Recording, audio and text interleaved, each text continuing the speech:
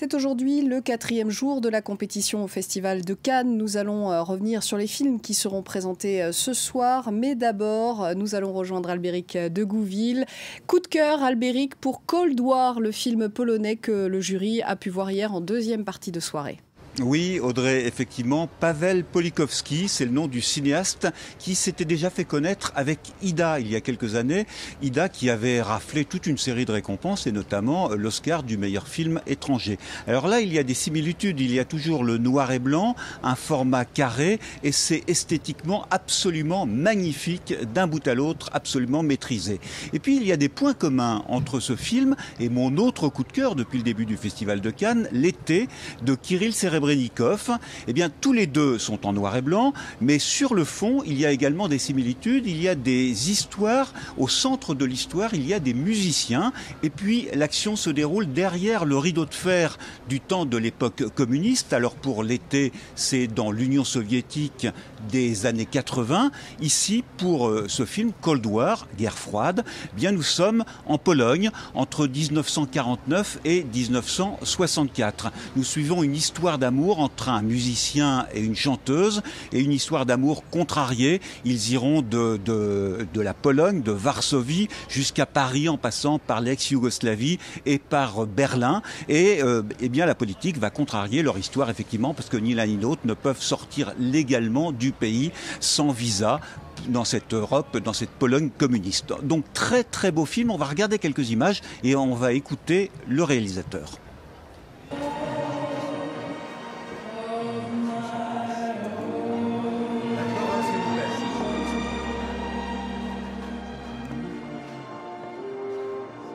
Le blanc-noir me paraissait le plus honnête et vrai couleur pour cette période des années 50 en Pologne, où c'est difficile de parler des couleurs là, parce que la vie était assez grise et les objets étaient gris, très peu de contraste.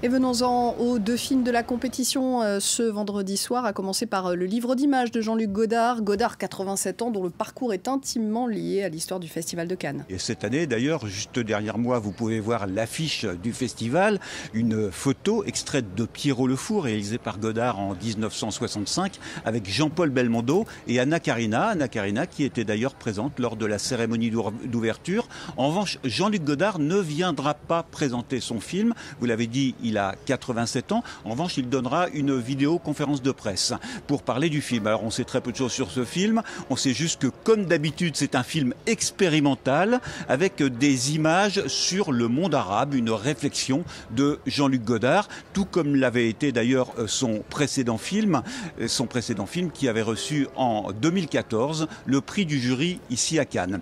Et puis Godard, c'est aussi 50 ans après mai 68, c'est aussi l'histoire du festival à travers mai 68. En 68, il était venu et avec d'autres cinéastes comme François Truffaut, il avait contribué, alors que toute la France était dans la rue, à interrompre le festival avant son terme.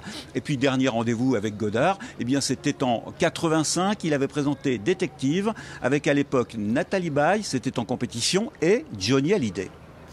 Et un mot également de l'autre film en compétition du jour. Il s'agit des Éternels du chinois Jia Zhangke.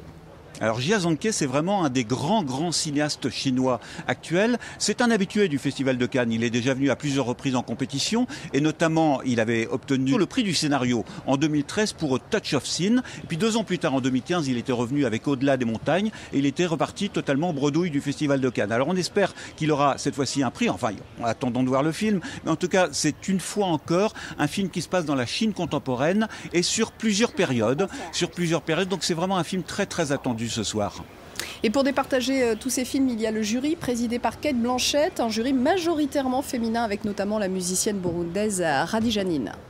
Oui, Kadjanine. Alors, il faut savoir que ce jury est effectivement présenté par Cate Blanchett. Il y a 5 femmes et 4 hommes. Et Kadjanine, c'est une auteure, compositeur, interprète burundaise. Elle a d'ailleurs un lien avec l'histoire du cinéma parce que son clip, le clip de sa chanson Mama, une chanson sur Nelson Mandela, avait été réalisé par Jeanne Moreau. Alors, elle est dans le jury cette année et elle est très fière d'appartenir à ce jury en particulier. Elle le dit à Nina Masson.